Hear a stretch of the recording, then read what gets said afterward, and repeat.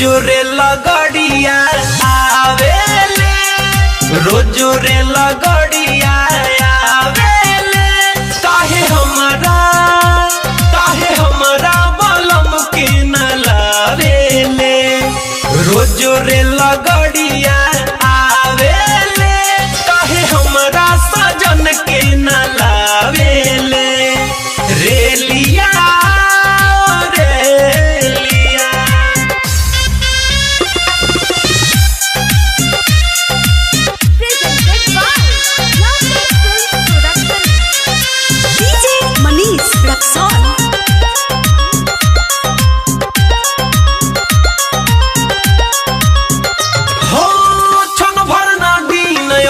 काटल जाता, कर कर के याद छाती फाटल जाता।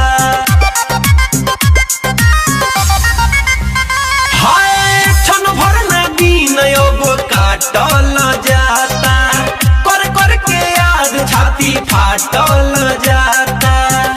रोज रोज बहुत तड़पावेले, काहे हमरा बलम के न लावेले।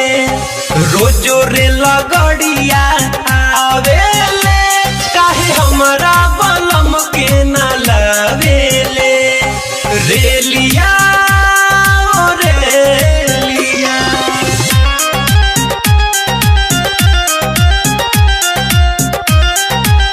म्यूजिक बाय गौरव रोशन। आप सुन रहे हैं अमित पटेल की आवाज में।